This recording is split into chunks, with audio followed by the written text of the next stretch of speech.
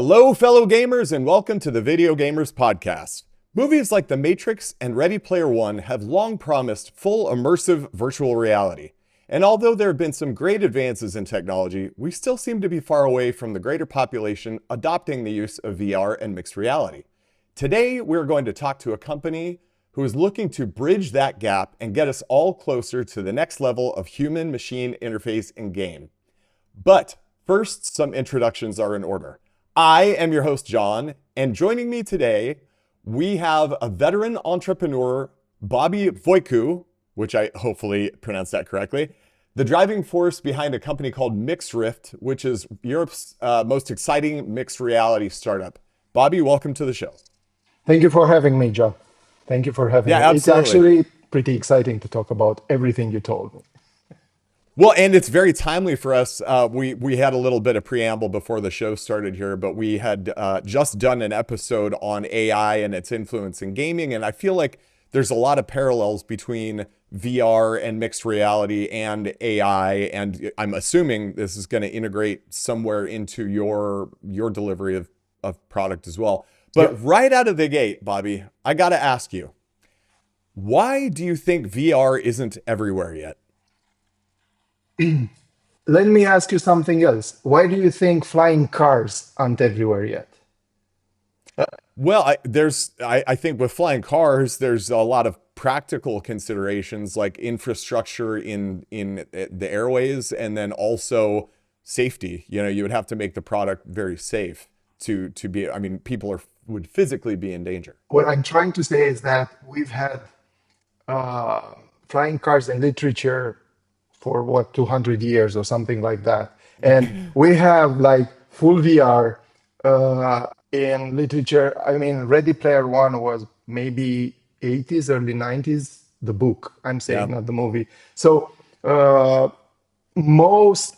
we have like 30, 40 years of dreaming about the technology until we get there. So if we're looking at the consideration, I mean, I understand the differences between having a flying car and VR.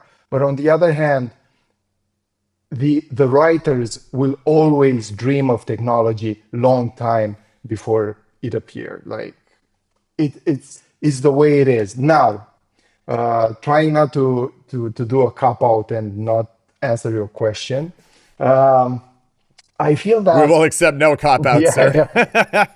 I feel that we're actually... It may be a contrarian opinion, but I don't think we're ever gonna get like deep VR as a mainstream consumer product, let's say. Really interesting. What do you think the limiting factor is?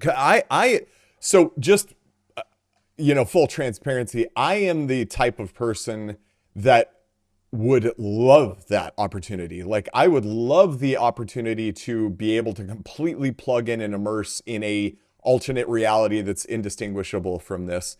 And I feel like, just where I've seen AI as a consumer, where I've seen AI come and where it is today, VR, where it's come from. And, I played Virtual Boy on Nintendo, where it was just all red and gave you headaches like 30 years ago. And now I can get little headsets at home that do a pretty darn good, convincing job of immersion. I thought this maybe was just a few years over the horizon. I would love to hear why you think it's maybe not a possibility. I'm not saying it's not a possibility. I'm not seeing it becoming a mainstream product. We will probably have something like that, but at least the way I see things, I may be wrong, and I'm going to tell you what are the signs that I see that might make my assumption wrong. But I feel that, at least for now, people are not necessarily looking to escape their reality. Maybe to improve their reality, not so much escape their reality. And the other thing is, I feel that there's a reason, and I'm going to compare a little bit. I'm going to go on a tangent a little bit between mobile gaming and PC gaming, or even console gaming. So console gaming requires an effort from you to carve some time in your life to go and play a console game. You need to go in front of the computer. You need to stay on the couch. You need to take the controller. It requires a little bit of preparing, and I Hmm. think this is the reason why you have uh, roughly 2 billion people playing games on mobile phones Mobile, rather because it's than just easy on and console. It's accessible. the experience is easier. It becomes and it can be integrated into your life in the spots where there's space for it. When you're on the train or you're on the bus waiting for 15 minutes at the doctor, right? I mean, I'm a gamer. I've been a gamer all my life. I don't know a moment in my life where I didn't play video games because I played my Mhm. first video games when I was 5 and a half on Spectrums or clones. I'm from Romania, so basically we had Russian or Eastern European based Russian clones of clones. like a Yeah, yeah, Nintendo yeah. or yeah. Mhm. Yeah, for Spectrums. That I didn't I see. see a clone of a Nintendo until after the fall of communism. So when I was 12 then, so basically I got like 7 8 years there.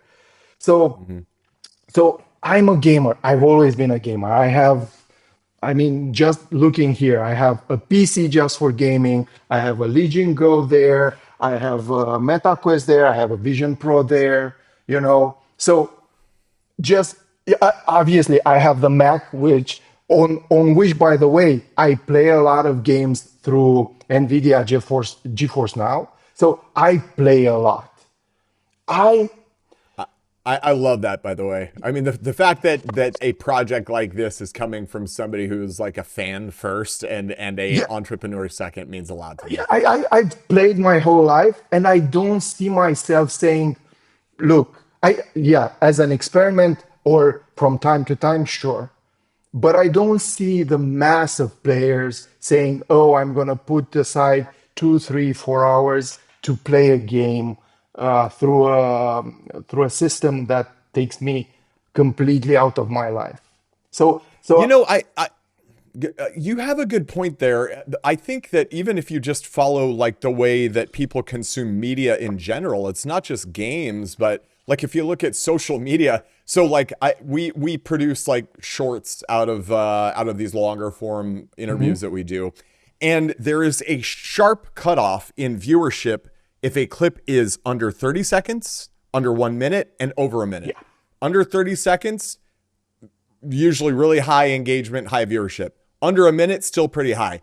But the difference between 59 seconds and 61 seconds is astronomical. And so I totally understand what you're saying. Mobile gaming, people can pick it up. They pay the attention to their phone for a couple of seconds at a time, then they put it down. It takes very little effort to engage, boot up, shut down, etc. Exactly. And it's far more to like get ready and put your headset on and deep dive into something. But I wanted to ask you about that directly is that I am seeing further integrations into like wearables, for instance. So like Google Lens, like the glasses that have heads up displays, Mhm. for the lack of a better word, built into them, where you could adapt that into sort of short form gaming. Is that So something that you see? these are two different things because I'm betting the entire MixRift is built on the bet that the mass consumption products for this will be glasses in a form or another. So, but again, why don't we have the Ready Player One experience? This is where we started from, and this is why I think we're not going to have that. On the other hand, having a form of XR, let's call it, right? Having a form of AR, MR, VR through glasses, which will become a mass consumption product. Yeah, I believe I'm betting the company on this. This is why I Mm. entered the space because. So let me give you a little bit of a context here, and maybe if I'm going too fast, too quick, let me know. But I, I'm dumb. I'll let you know. Yeah. So the thing is, if I ask you, what is the biggest gaming platform in the world? Well, I mean, based on this conversation, I'd have to say mobile Yeah. something But the phone. thing Yeah, is, most people usually think of PlayStation, maybe Xbox, Nintendo or a PC Switch, or something right? like that. Yeah. The thing is, the biggest platforms, gaming platforms in the world are in order mobile, and then PC gaming, and then consoles, right? So the biggest gaming platforms in the world are actually computing platforms. They're not dedicated gaming platforms. And it's my belief that the third computing platform is going to be some kind of mixed reality spatial computing device, which will probably take the form of glasses at some point. And I feel that that's when we're going to get a mass consumption product where we're going to be able to do immersive experiences, but they're not going to be fully immersive. I don't think, I think you're going to have immersive experience. You're going to put your glasses and all of a sudden a dragon will jump on your table and then you're going to start playing with it in some form or another. And I think that that will happen, and you will decide if you want to be if you want to have pass through and see the environment, if you want to have full VR because whatever reason you have for that. But I don't think you're going to go so Ready Player One at any point. I'm not saying we're not going to have the technology. I think we will at some point, but it's not going to be a mass consumption product. On the other hand, and this is where I may be wrong, what we've noticed, and you can see in games like Gorilla Tag, Animal Company on VR, the alpha generation of players, like kids up to maybe 15 years of age, they're using these games as social experiences more than actually the gaming experience. If we're Yeah, that going that makes that sense. way, this may become maybe that metaverse that Zuckerberg is talking about.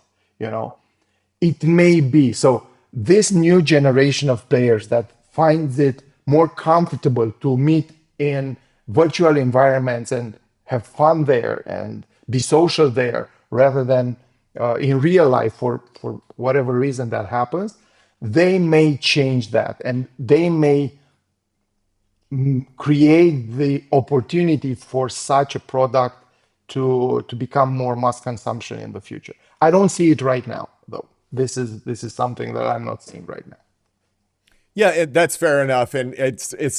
I have to thank you again for your time here. It's so cool to talk to people who are actually industry experts on this. People who are putting their literally their money where their mouth is, Yeah. and staking their reputation on things like this.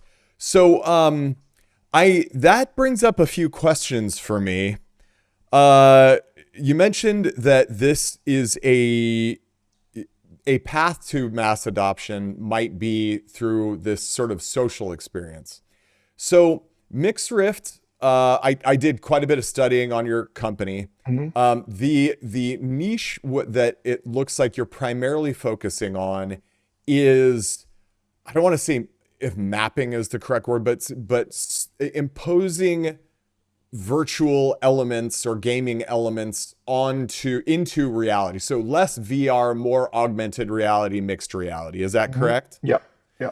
And so if what we're talking about is perhaps a path to mass adoption is this social experience, well, if kids who are using this as a social experience have different like physical homes that they're operating out of, how are you able to integrate those two concepts? Like, how are you able to take kids who, kid one might live in a mansion, kid two might live in an apartment, and have them engage in this social experience where they're both shooting zombies or building something or whatever the case is?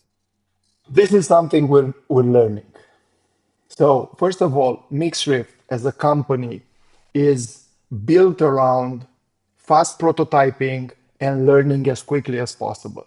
And because the space is so new, we don't really know what the native experience will be in a few years from now. I mean, if you think about it, the only native thing that I can think of in VR, MR, in XR in general, is the movement mechanic in Gorilla Tag, which is basically it's native to the environment. You cannot do the same type of movement with controllers and moving your hands on a mobile phone or Right. on a PC or a console or Switch or something something. like Yeah. that, right?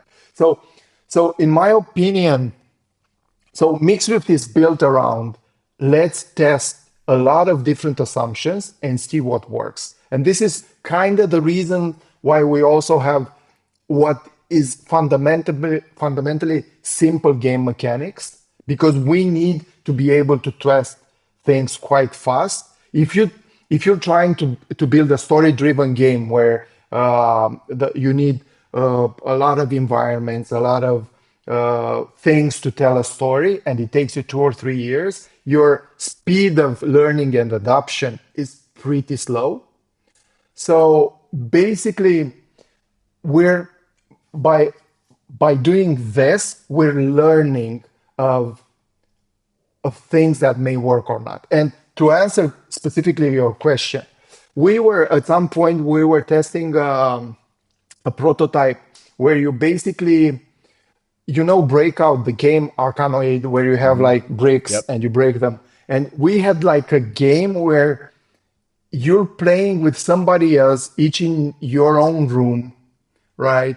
And the you basically fight with basketball balls which you throw to the other room, and you're protecting your wall where you have the bricks from the other person. And in order for us to be able to do that, you were fundamentally, as a player, you were able to map your own room. So no matter how big or small the room was, you had the possibility of mapping that. So it didn't matter that you lived in a big deposit, let's say, like a warehouse, where you had a lot of space. You could Right. map it for a smaller space and just play it that way. So we there's still things that we're learning there, you know. So I have to say I admire this business model so much. I come from a business background as well. I'm an entrepreneur, but in a totally different space. We did home services and heating and air conditioning. Yeah, But as well. there's a concept that worked really well for us, which was try a lot of things and keep what works. And I think Exactly. what has been a big probably sink for VR especially is that this new technology came out, and as software was being developed, lots and lots of money went to develop these games, these experiences, without really understanding what people were going to gravitate towards. And so you have these masterful experiences, masterful VR experiences like Half-Life Alyx, which is, arguably, probably not even arguably, I think the consensus is that's probably the best VR experience that exists. And then you have other examples, like there's a game that came out recently called The Midnight Walk, which you could immediately tell that the production costs on this were astronomically high. They made like claymation puppets of everything and Can you scanned all imagine? of this in.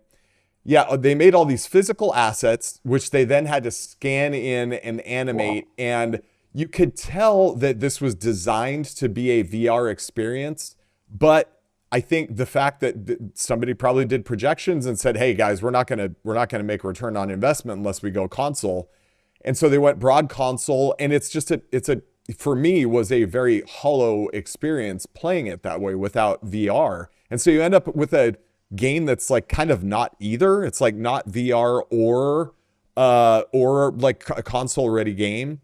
So I think if I could paraphrase, MixRift's strategy is to create fun, engaging, lower cost, lower risk experiences that not only provide value to your customers, but also help you learn about Yeah. what may be more solvent, more, a safer, I shouldn't say safer, but a more solvent future for more immersive experiences. Is that kind of more or less what you're going for? It's pretty good.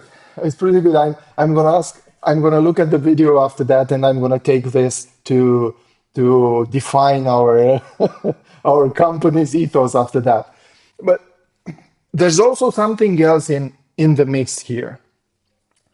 I think if we make a parallel with mobile gaming, I think this XR gaming experience right now is like a few years before the iPhone. So right now, even let's say we learn how to do one thing and it's really good and it works, and all of a sudden the hardware changes. We don't know. We like the iPhone. What it did, it basically standardized the hardware. You know, you have a glass screen where you can put things on the iPhone. You have touch screen controllers, and basically you can go from there. Everybody followed the first iPhone.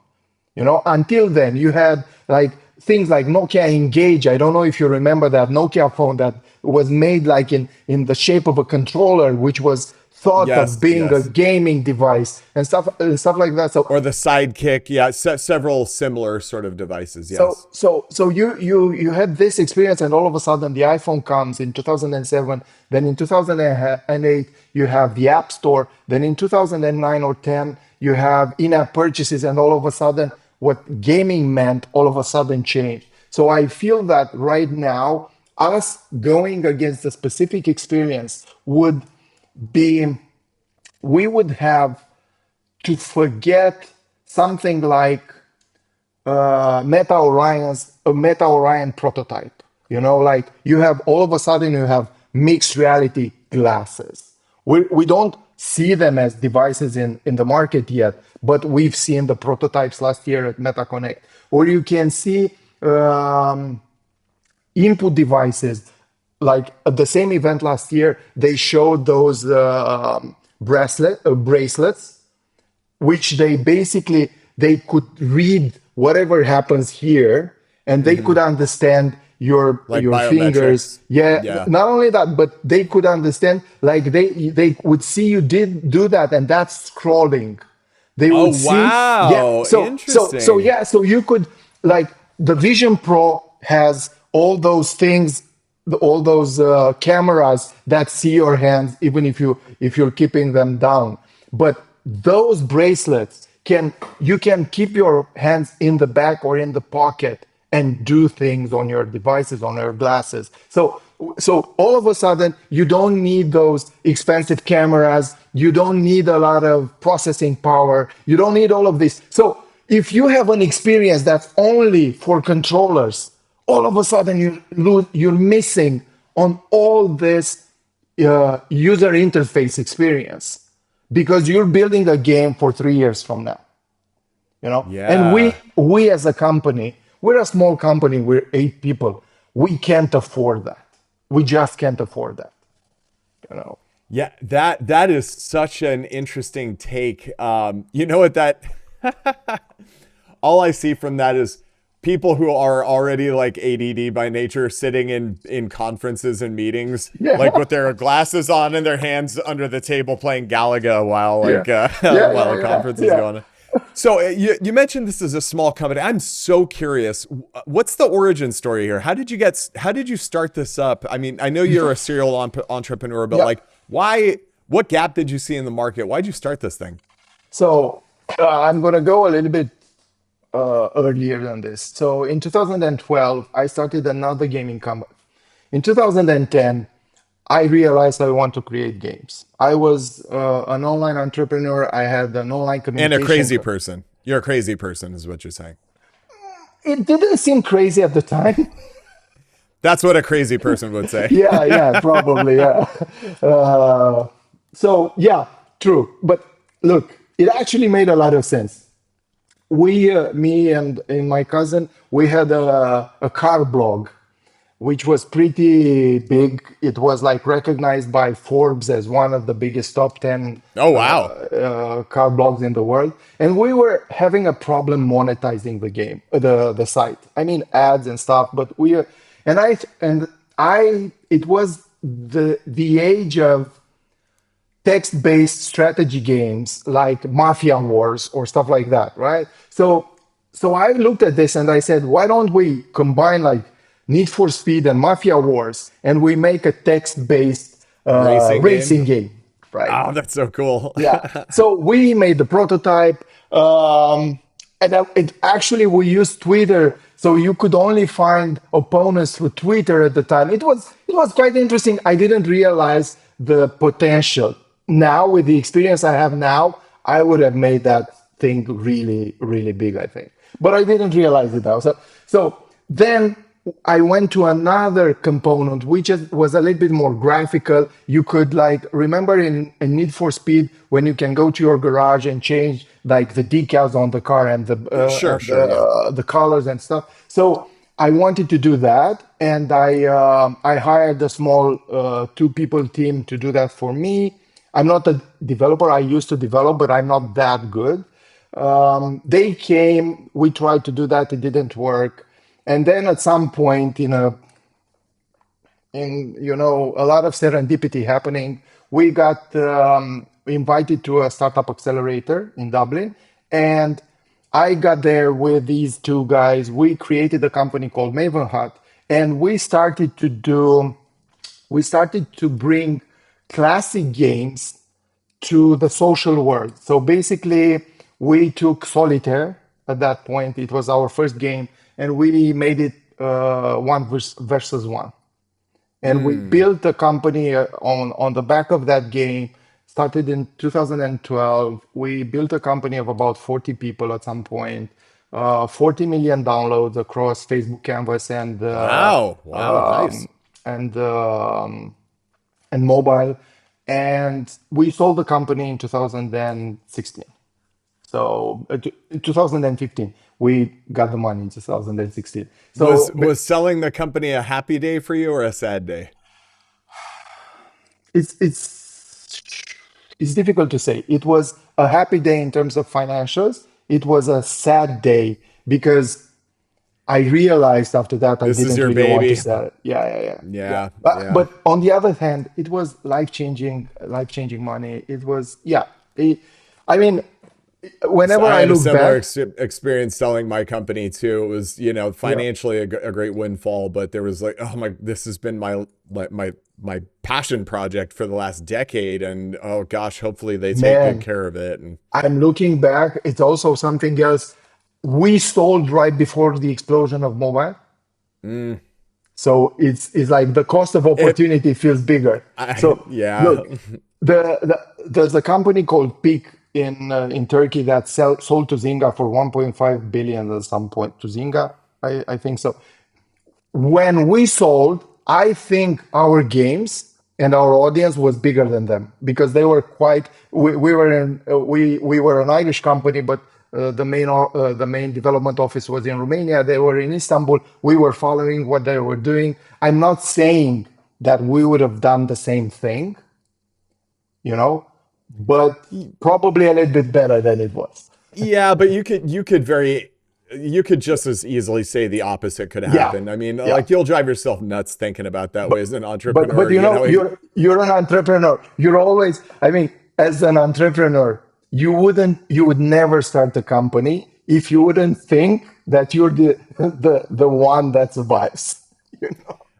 For sure, and I again I have to say that I admire somebody with this mindset taking on this sort of challenge that you are in mixed reality. Is that I think for a company to be successful, you have to have somebody driving it that is able to briefly celebrate the wins, but be Yeah. mostly concerned about, man, I could have done this 5% better. I could have done this 10. Whatever I did yesterday isn't good enough. I'm going to do better tomorrow. One, And like, it's terrible. It's terrible to live with, honestly, yeah.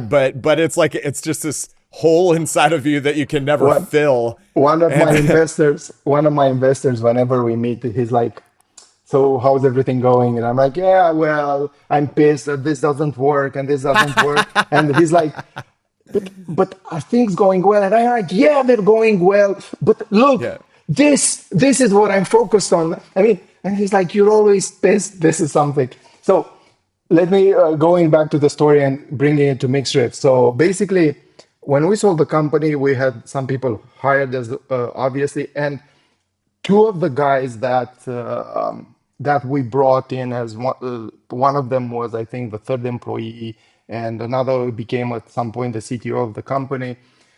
We kept in touch, and in 2023, at the end of the year, after Meta Quest 3 launched, he sent me a message and said, you need to check the Quest 3. And I said, I hate VR. I always get motion sickness. I'm not going to Yeah, test I it. was going to ask you about that too. Yeah, I get motion sickness. It is the way it is. And he said, yeah, but try it because it has pass through and mixed reality. So you should test it. And then I got it. I put it on. There's a game, default game on the Meta Quest called First Encounters. And the first time I was in my office, in my own room, sitting on my own chair, and all of a sudden, my my ceiling cracked, and a piece of the ceiling dropped at my legs, and I jumped back because of that. Hmm. And that's when I had basically my second big epiphany. The first one was seeing the browser on the iPhone the first time. This was Hmm. the second one, and I said, Wow. "This This is is it. yeah." And I sent a message to him back, and I said, "This is interesting. Let me think a little bit about it." Initially, I said, "Look, I would finance you if you, I would help you raise some money if you want to do it." But after a week of understanding what it is, I was like, "Yeah, we're gonna do this together. Let's get Andre, which is our CTO. Let's get him in." And it was interesting because I entered the call with the CTO and I said, "Man, do you know anything about VR mixed reality?" And he like extends his hand to the left and he brings a Quest 3 in front of me saying, "For the last 2 weeks, I've been trying to understand what I can do with this, right? With this So good. thing, with this thing." And I'm like, yeah. And like 3 weeks later, we started the company. I went to, because I had the experience of selling a gaming company, I basically went to my previous connections in terms of investors or potential investors. And by the end of February, basically, we had the investment. Uh, we had the deal, the handshake deal, and it took us another 3 months to get the money in, but we had the deal in place. So yeah, that's what it was. I love it. So, we talked about these experiences that are sort of easier to access. They're more impulsive, like Yeah. they're impulsive, casual, easier to access, easier to pick up, put down, lower commitment. And we had that experience from the previous company, just to be Okay, clear. so Yeah. it was built on a foundation of something Yeah. that you had already been doing. Yeah, yeah. We've What? been doing this prototype learning thing in the previous company, and because all three of us, the founders of MixRift, worked together in the previous company, it made sense for us. So when with that background, then I mean it's great, obviously, that you were working with partners that you worked with before. Yeah. Partnership is so important in an endeavor like this. Where did you guys land on like how do we start? How do we pilot this thing? Like what was the game that you were looking to sort of launch to get a proof of concept? This is basically David's, my one of my co-founders part. So I'm on the business side of things. He's more Hmm. product, and Andre is more the technical guy. So basically, it's interesting because when he got the first headset, he was telling me that the first 3 nights he didn't sleep thinking of what he could do. So in my opinion, it was a combination of what we can do, what can be fun, and what would be interesting to do. So this is how we got to the concept for Hellhorde, and it's funny because it started from those fake ads on the mobile games. Those fake ads Yeah, with yeah, where hordes you, coming. yeah, And he said, and then when you get in there, it's Candy Crush. yeah, yeah, or something, yeah. And he Yeah. said, I would like to make that game for mixed reality and see how it works. And it worked much better than we expected, frankly. You Yeah, know, so like if you were to ask me, somebody who is not in your space, other than as a fan and as a consumer, what type of product I would launch something like this, it would be very close to Hellhorde, something that is sort of like engaging, action packed, there's kind of like a horror scary element to it. And you don't sort of need to learn the mechanic, which is really important. right, it's intuitive. My Yeah. wife and I actually talk about this all the time. She's got a huge barrier of entry for most games in that like it takes time to really feel comfortable with Yeah. a controller or certainly gaming with a keyboard and mouse. That's something that Nintendo has historically done really well Yeah. with their like party games is it's like it's easy to figure out what you're supposed to do. Yeah. And your games, your platform seems to be built on a similar concept where it's like you don't need to learn this complex matrix of controls and hotkeys and stuff. Like you know how to play this Yeah. intuitively. Yeah. Look, Hellhorde, stretch your hands forward and press some buttons like a gun. You've seen it in the movies if you've never had handled a gun. Battlelord is the slingshot experience, basically. It's the pull experience. You pull something, you release it, it goes forward. It's like just that simple. You don't need to relearn mechanics. You don't need to understand how to get into the game. It's there. The moment you put your headset, you launch the game, you go, and also from the moment you launch the game to the moment you're playing, the distance is so small. You basically press one, maybe two buttons, and you're in the And you're in game. the game. You're feeling the experience. That's it. Yeah, which is what you need. I want to tie a couple of concepts together for you. So clearly MixRift, or I should say apparently, I won't say clearly, it appears that what you're focused on primarily right now is gaming. You mentioned that you had two sort of technological epiphanies. One was, of course, this mixed reality experience that you had with the MetaQuest 3. And then the other one was, I think you said the iPhone Browser. The browser in the iPhone. browser. Yeah. So one of our community members, Jigglepuff, actually had a question that ties into this perfectly, where he's asking why aren't we using stuff like this at work right now? Like with a headset or glasses or something along those lines. And that technology kind of exists already. You basically have like limitless, easily accessible desktop space, and we have an interface that works. You mentioned that there's like not only do you have just the sort of gesture-based systems that already work, but now we've got these wrist things that you were talking about that read your tendons or whatever. How far away are we from seeing this sort of technology in a regular workplace? And is that something that MixRift is, interested in pursuing? So first of all, we're not interested in this. We're gaming all and all. On the other part of the question, why we don't see it more in the working environment, I think we're starting to see. If you looked at last year's report for Apple, they said at some point that most Vision Pros were actually sold to companies. So Oh, interesting. yeah, so if you're looking at it, they had, because obviously, unfortunately, because I think it affected the space a lot. Unfortunately, the device wasn't as successful as maybe they thought they would be. But so this is why in their last report there they like underlined this adoption in the enterprise space. So they're seeing something there. I was in the Bay Area, I want to say about a year ago, and I've seen ads or in London somewhere, and I've seen Hmm. ads on learn how to weld with the MetaQuest. like courses for welding with the MetaQuest. Yes, we Because actually had similar in the HVAC space. There are technical programs where you learn how to diagnose and repair an air conditioner, for instance, with VR. yeah, so we're starting to see something there. I feel that's also, look, I mean, this is an employer problem, obviously, but when they can see your monitor, they can see if you're working or not as long as you're in the office, right?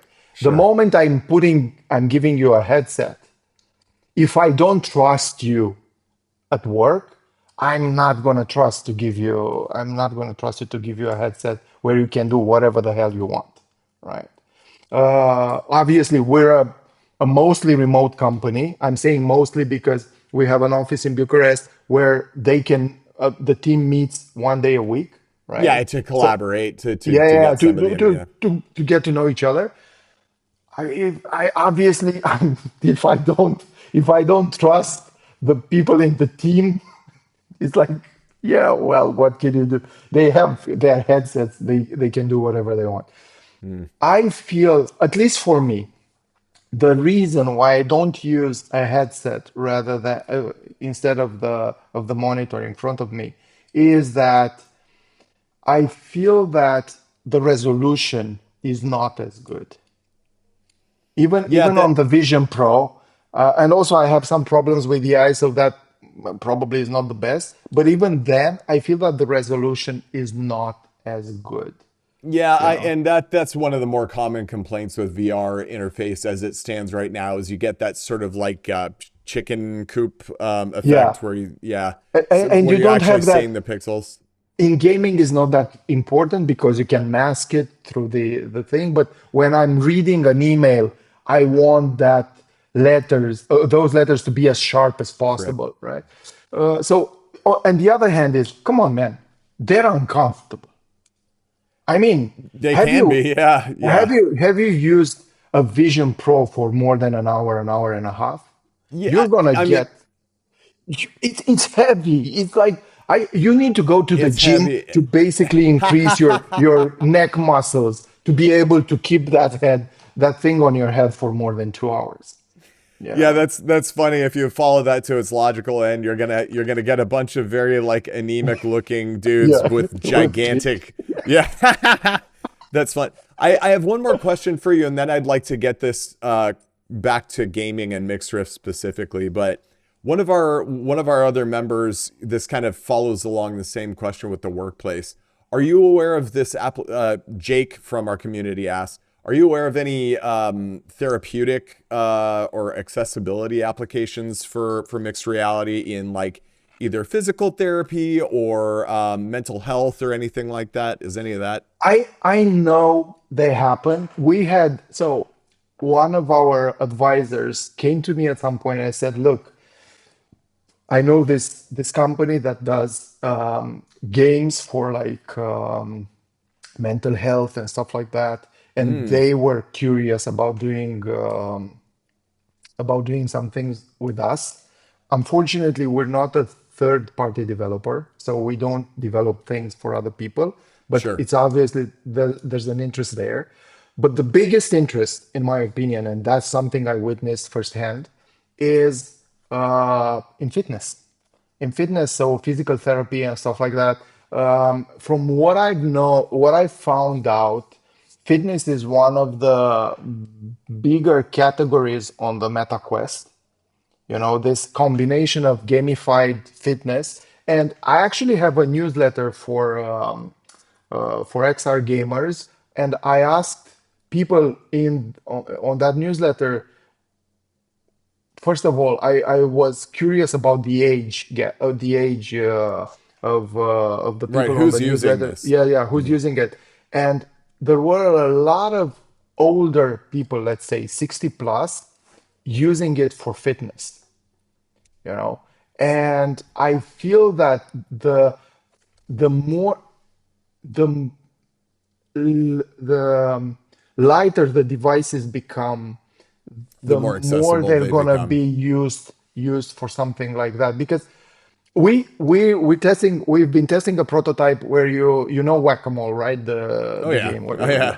Yeah. We've tested a prototype where you can, if you look on my LinkedIn account, actually, I put a video of it, where you're like, you have like the moles coming up from your real walls, and you jump and you hit them in different things, and it can become like a fitness program where you basically do a little bit of jumping, a little bit of stepping down, like it can be a light session of fitness. Cardio, yeah. Yeah. Right. And I think, as you were sort of mentioning before, the more that items like, the glasses, that kind of thing, standard wearables that have these features built into them, you'll probably see quite a large uptick in this sort of gamified fitness where people go, look, it's casual. I happen to be waiting at the bus stop. There's nobody around. I got 20 minutes. Let's get a little gaming workout in. Yeah, and also this is because it's mixed reality, you're not worried you're gonna hit something in your room because you're Right. seeing what's in your Unless you room. You're want not to. going. Well, I mean, I mean, what can I say? But yeah, you're not gonna hit your dog. Look, I can't imagine you'll ever or your child going around. I never. Don't put thoughts into people's head, bro. Yeah. I can't imagine that. But look, we're gonna have to have a I have a disclaimer small for this dog. episode. I have a small dog, and it's actually because at some point he saw me playing the breakout prototype I told you about, and basically because I was doing this weird movements, he started barking and basically coming at me because he didn't know what would happen, and I don't want to hit him by mistake when I was doing that thing. Makes So I'm sense. happy. I'm happy I could see that he was barking, stopping and saying, "Hey, what's up?" and whatever. So I feel that yeah, we're gonna see more usage. But again, we're so early in these devices. Even if we've had a version of virtual reality devices for the last, I don't know, 20, 25 years or something Hmm. like that. I think we're still early in the life of what these immersive devices can offer for us in the next 10, 15, 20 years from now. So bringing things back to the present then and your current opportunity, what is MixRift doing right now that you're particularly excited about? I'm actually pretty excited about the social element of it. It's something that we learned by doing. We realized how important the social element, allowing the players to interact with each other outside of the game space. Like again, going back to Gorilla Tag, if you enter the game, you'll see that most people don't necessarily play the game. They're just there hanging To hang out, out? talking. Yeah. So Yeah, sort of like so Roblox in that kind of way, where yeah, like it's the same. It's the same. yeah, It's the same generation of players in Roblox. Probably in Roblox, even a little bit older. But it's kind of the same generation that's looking for, the concept of third space. hmm That hmm the yep, first space is your home, the second space is your work or work or school, and the school, third space, which is some some kind of a social and social, mental problem, that third space that used to be the shopping mall or a coffee shop or or a whatever, based pub. on the Yeah. based on your age. Yeah, I don't want to see 12-year-old kids hanging around in a pub for too long. So Maybe you're so probably good. so I feel that these kind of experience can become that third space more than they can be on a PC or on a mobile phone. It's even less than that, because you have your own avatar. You kind of dress it the way you want. It shows more of you because it is more of you, because you move your hands and the avatar moves their hands. You move your head, the avatar moves their head. So it's more of an extension of you. I'm not, look, I'm not a futurologist or a psychologist to say what that will happen, what that will mean for the future generations. but I feel that we're going that way nevertheless. Yeah, and we spoke to a author slash psychologist recently by the name of Jamie Madigan, who he's written several books, but he specializes in sort of the psychology of gaming. And he, I'm paraphrasing here, but he mentioned that game related relationships or relationships that are either founded in or fostered by gaming are no less valid than experiences in real life. They're just different in some fundamental ways, some which are really positive actually. In that, like, so as you mentioned before, there's sort of a casual element to it. Not everyone has time to go drive down to the coffee shop or the playground or the park or whatever. Everyone presumably would have it a far more convenient time popping on their glasses and engaging in this virtual shared space. So there's a convenience factor.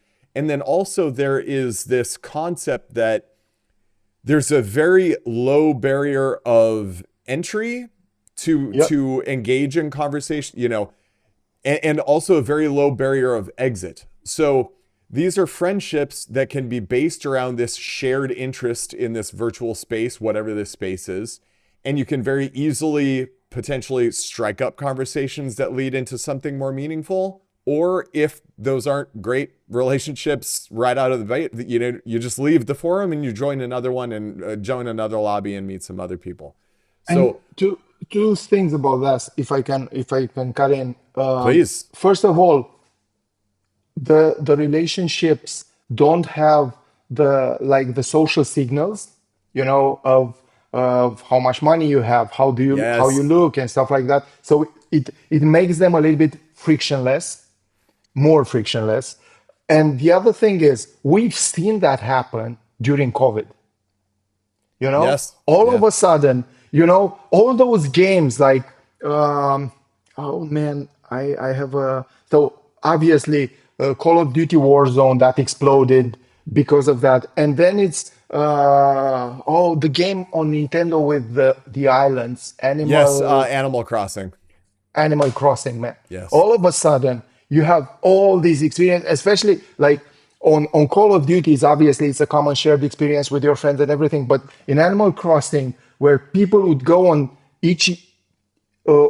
somebody else's island and have an experience that's basically an experience that they couldn't have in real life, not only because maybe that person is in another on another continent, but you weren't allowed to get out of the house. Yep, and it's interesting because the type of activities that you're in, it comes all back to this social engagement thing that you were talking about with Roblox and with Gorilla Tag, where it's like the main purpose of this is for people to be able to get together. And there are gamified elements, but this is just a great way for people to be able to connect, which ultimately is one of the finest virtues of being a human to begin with. And it's so cool to talk to somebody who is in the industry of making that a reality, a more accessible reality for people, man. Yeah. Very cool. Let's hope we'll help it in the right way and in the right direction. Okay, so Bobby, we're getting a little long here. I wanted to ask you a few quick rapid fire questions here. So, number one, what is your favorite gaming franchise of all time?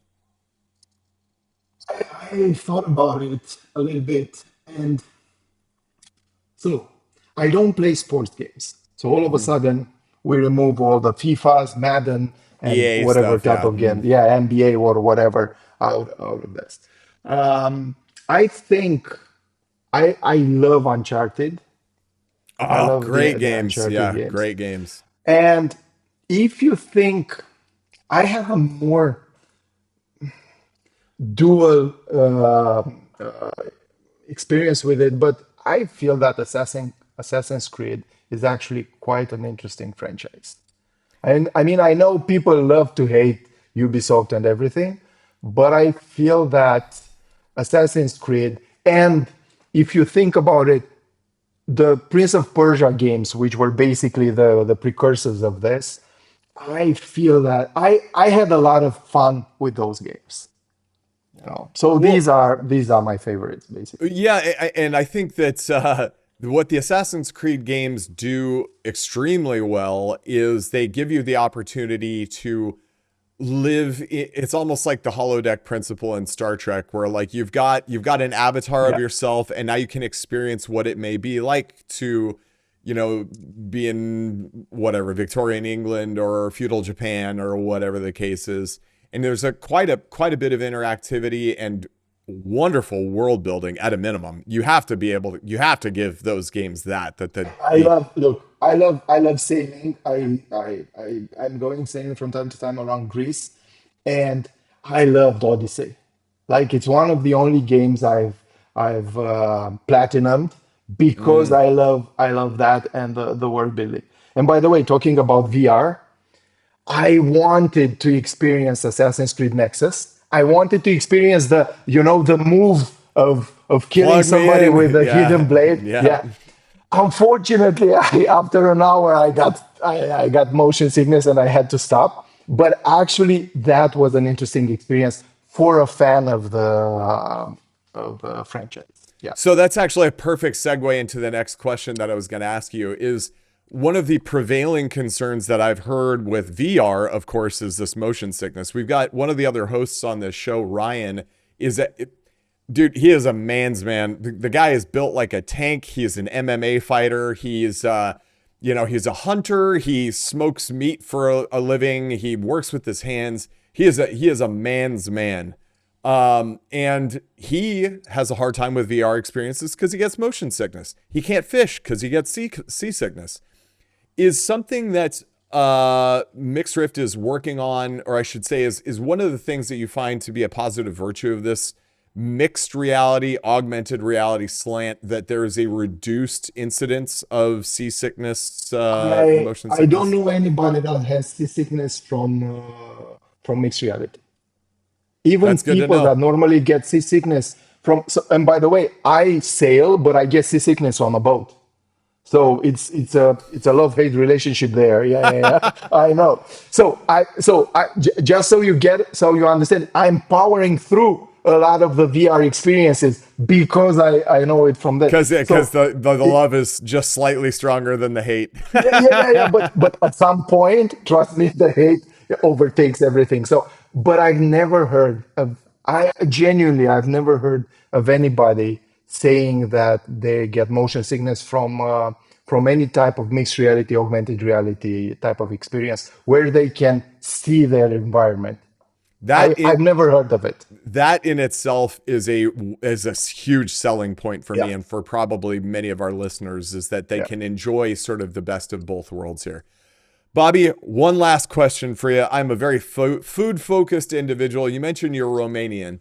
If I yeah. were to go to Romania and what order authentic Romanian food, what is the best thing that I can order?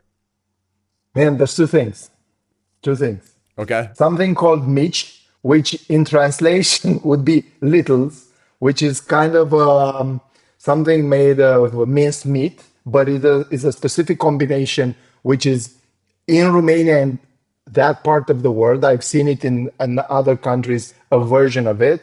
And another thing is kind of a minced meat with rice in cabbage rolls Uh-huh. and eaten with cream, like the Like cream a from yogurt. milk.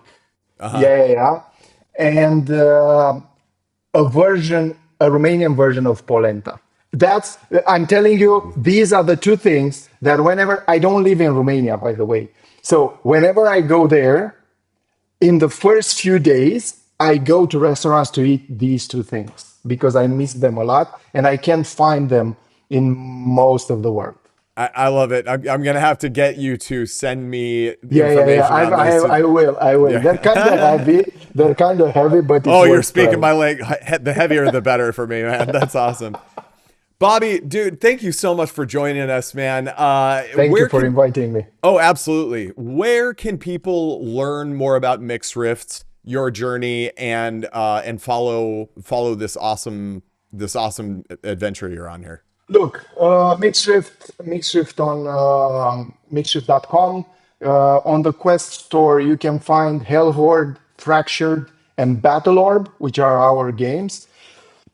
Hellhorde and Battle Orb are free games within our purchases, so you can Wow, play it cool. for free. You can go there. Fractured is our only premium game, but it's not that expensive. You can play that as well. It's basically a puzzle game. And also, if you look for MixRift online, basically you find all the information you want. If you look for Bobby Voicu online, you find my socials. So, yeah, Awesome, we Bobby. exist online. Yes, you do. We will include links in our episode description here so people can easily follow you, find you. And for anybody listening, firstly, thank you for taking the opportunity to listen to Video Gamers Podcast. We know you've got a lot of Thank you, choices guys. out there. Thank you for the time. If you've enjoyed this episode, please, please, please take a moment to follow us on Spotify, Apple Podcasts, wherever you're listening to us. Leave us 5 stars. It goes such a long way for an independent show like us. And if you'd like to take your support a step further, we have a Patreon page that is also linked in our episode description. A lot of cool perks that come along with that, including unedited raw versions of these interviews, so you can get the preamble and the post-amble from me and Bobby talking more candidly about stuff going on here. That is going to do it for us this episode, everybody. Thank you very much for your time. And until next time, happy gaming. Bye, guys.